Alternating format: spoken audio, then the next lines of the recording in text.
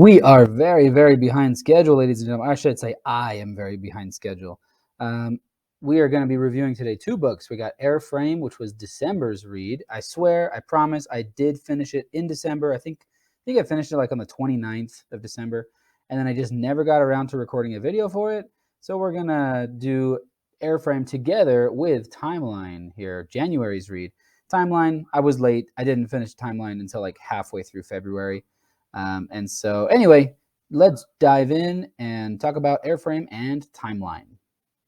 Welcome back to the Michael Crichton Read Along. If you have been watching these videos, you'll know that I am reading one Michael Crichton book per month, but I've been doing a pretty poor job of that recently.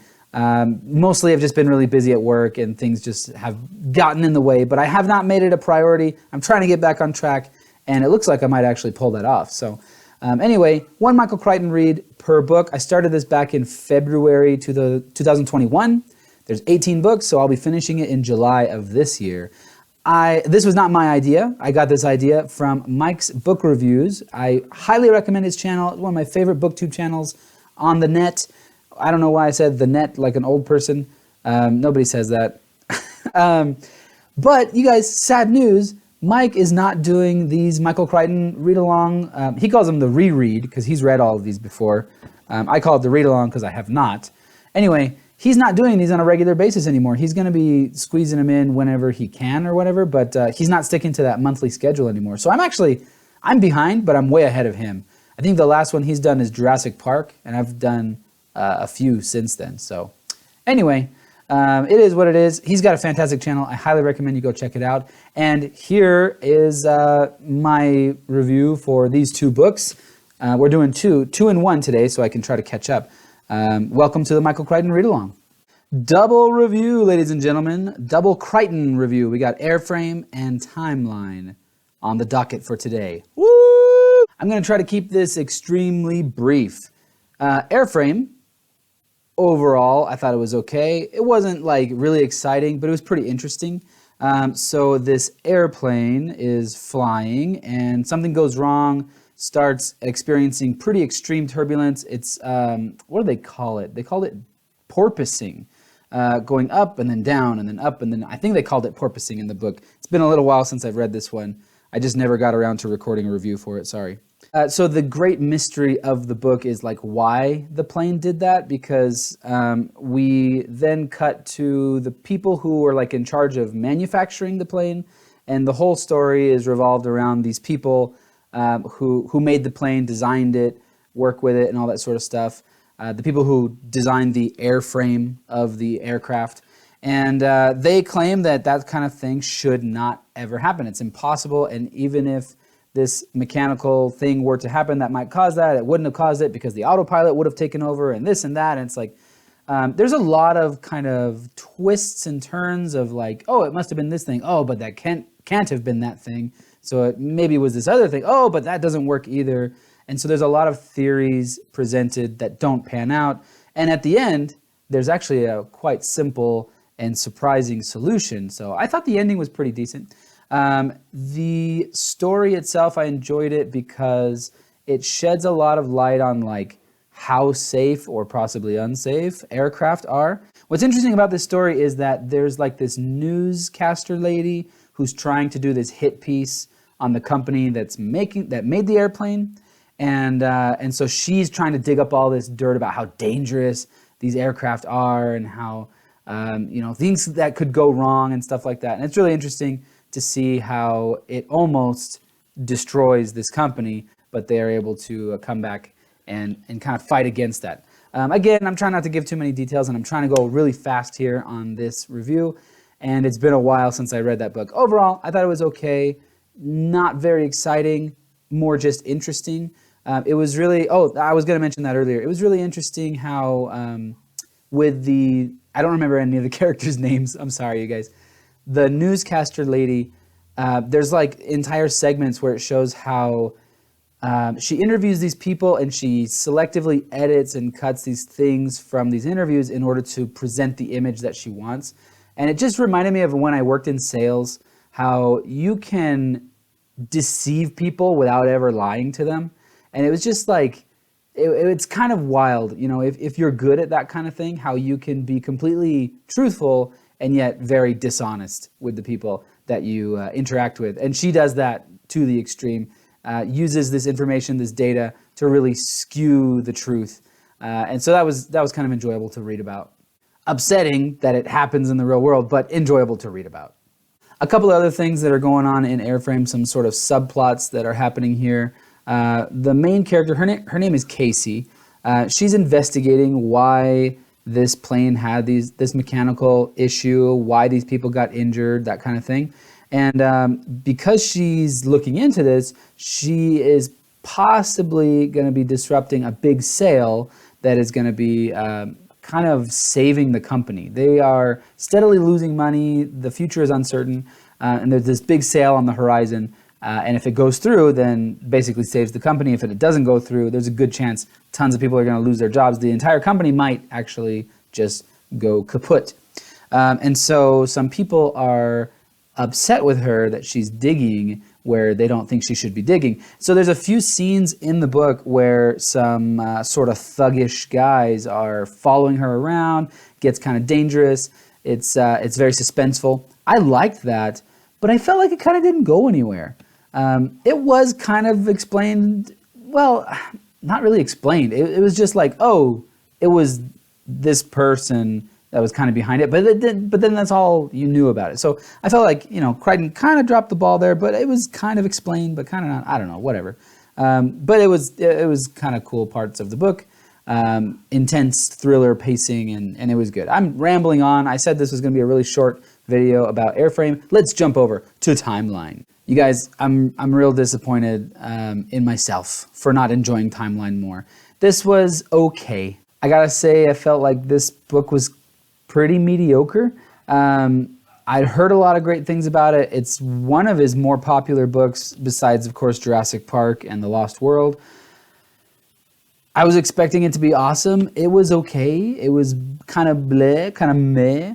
I saw the movie years ago, and everybody says how the movie's like really awful. I remember I kind of liked the movie. I don't know. Maybe I'm just completely backwards, you guys. Maybe I'm just a psychopath.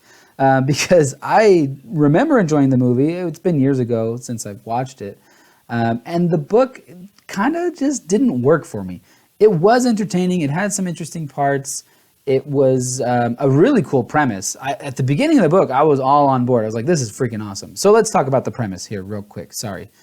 I'm not good at doing these reviews. As anybody who's seen my videos knows, I just kind of jump around. But anyway, the premise, Timeline. So it's time travel. It's this team of archaeology students, historian people. There's like a professor guy and his graduate students, and I think a few undergraduate students as well, but we really focus on the graduate students. They are in France on a dig, excavating this medieval castle site place. And the company that is funding their research, unbeknownst to them, is also created a form of time travel. And he goes through these like detailed scientific explanations how it's not really time travel. And that was one of the biggest complaints for me, was all the science, all the alternate dimensions, alternate universe explanations. Maybe it was just over my head, maybe I'm just not smart enough, but it didn't make a lot of sense to me at all. Usually in Crichton's books, his explanations are done well enough that even if you really don't understand the concepts, the science underneath, he explains it so it makes sense. This one, I was like, that doesn't work in my brain. I don't know. Like, oh, we fire the photon and it's behaving weird, so obviously the only solution is that photons from another universe are interacting with it. And I'm like, what? Like, how do you jump to that conclusion? I don't know. He does cite in the afterword, there's sort of an essay thing that he writes at the end, and he cites multiple actual physicists and scientific books on the subject. So I'm guessing it is like a real thing that scientists have determined is most likely true, and maybe he just didn't explain it as clearly. I don't know. I'm just nitpicking. Let's get back to the actual plot. So unbeknownst to these people, the company that's funding their research has also created time travel, and the professor starts to have some questions. He goes back to the United States to talk to this company. And next thing we know, the graduate students get a call, hey, we need you to come back to the States for something real quick. And so they gather a team of 4 people, I think it is, and they travel back to the States and they explain to them, yeah, we have this time machine. The professor went back to medieval France and got lost. We need you to go get him because you know the area and you know the time period better than anybody that we have access to. And so these 4 graduate students, one of them chickens out at the end. He decides to not go. So his viewpoints actually I thought were really interesting. He stays back at the lab and he's working to try to get the other guys back from medieval France. While the other 3, they traveled to medieval France and they are working to try to find the professor, get him to a place where they can then recall the time machine and travel back to the modern day. Of course, something goes wrong in the process. That's where the story really got good. What I've explained is over 100 pages of this not really long book. It's like a third of the book before they even get to medieval France. And so it was interesting, but it was kind of boring, I'll be honest. It was a little on the boring side. Once they got to medieval France, I was like, dang, this is getting good. Because as soon as they arrive, their guide, this lady who works for the company, who has traveled back in time several times, or I don't know how many times really, but she's fairly familiar with it, she's instantly killed. Some knights come riding by and they straight up just chop off her head. And it's like, holy crap, this just got real. There's another guy with them who's a military dude. They were told not to bring any modern weapons back, but he did not follow that rule. He has a grenade on them, so he pulls the pin, but then he gets shot by an arrow, falls into the time machine, travels back to modern day, and then the grenade blows up in the lab back in modern day New Mexico. And so destroys the lab, destroys the time machine. So now these 3 graduate students are stuck in medieval France. The professor's somewhere there as well. They don't know the time machine is destroyed. And so people back at the lab, including the one other graduate student, his name is Stern, David Stern, I think it was. He's like a physicist guy. He's there trying to help them repair the time machine. These other 3 are trying to navigate medieval France, and there's all kinds of weird medieval politics going on that they don't quite understand. There's one guy who's like, he knows the time period really well, and the other 2, it's kind of more or less. And so they get into lots of trouble. This guy accidentally accepts a challenge from a knight to like a jousting match, and he gets the crap kicked out of him. You know, as I'm talking about it, it was a fun read. Maybe I changed my mind. I don't know. It was fun. I don't know. It didn't really click with me. I felt like, I guess, even though there was a very clear objective, right? Get the professor, get home. There was even a countdown. Every chapter would start with like the number of hours they had left before they had to travel back. Even though there was that very clear objective and the timeline and everything for it, get it? Timeline. I still felt like it was just muddled. Like, what are we even doing here? I don't know. Maybe it was just the way the story was presented, the way I was interpreting it. I don't know what I was doing wrong, but it just felt like the characters were going from set piece to set piece to set piece to set piece with no real guiding purpose, even though they did have a guiding purpose. They needed to get the professor. It just felt like they were stumbling from one misadventure to the next, and getting into trouble each step of the way and barely escaping, and then getting captured again, and then barely escaping, and then getting beat up, and then barely escaping again. And it's like, where is this really going here? What's going to happen? I will admit, though, towards the end, I felt like it got good again. There was a pretty intense, big battle at the end, big climactic events happening between these different feuding lords, I guess you would call them. And our graduate students are kind of caught in the middle of this big battle. Anyway, I'm trying not to give too much away. It's a pretty decent story. I think a lot of people really like it. I've heard great things about it from other people. It just wasn't like super my thing, but it was a good story. I don't want to badmouth it too bad. I liked both of these moderately. Airframe was interesting. Timeline was fun. But that's all I have really to say about that. But I got to say, you guys, I'm already about 50 pages into Prey, the next one. And it's freaking good. I am loving this. I really, really hope that this is consistently as good as it has been through to the end. Because this, I'm not sure which one I like better, this one or Sphere. Anybody who's been watching these videos, you know Sphere has definitely been my top #1 favorite Crichton so far. Prey is, it's given it a run for its money. So we'll talk about that next month. It's a really quick read. I've been kind of going through, I just started it yesterday, 50 pages in, so I'll probably finish this before the end of the month. This is our February read, so I'll probably actually finish it before the end of February, and then we'll be back on track, baby. Bottom line, ladies and gentlemen, these books were not bad, pretty decent. I think a lot of people will probably enjoy them. This Airframe one is more like, not action-y, it's more like corporate espionage. Well, it's not corporate espionage, but it has that feel, you know what I mean? It reminded me a lot of Disclosure. It's more of like political maneuvering type things inside this company, and we got to investigate and figure out what's going on. Timeline was a lot more action.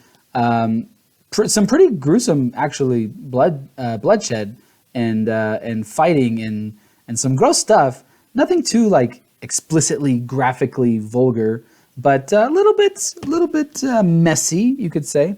Anyway, I said bottom line, and then I didn't get to the bottom line. Bottom line, these are decent books, probably worth a read. Most people would probably enjoy them. I would recommend them to anyone who's interested in checking them out. That's a really weak recommendation, because if you're interested in checking them out, why do you need me to recommend them to you? I'm going to stop talking now. See you next month.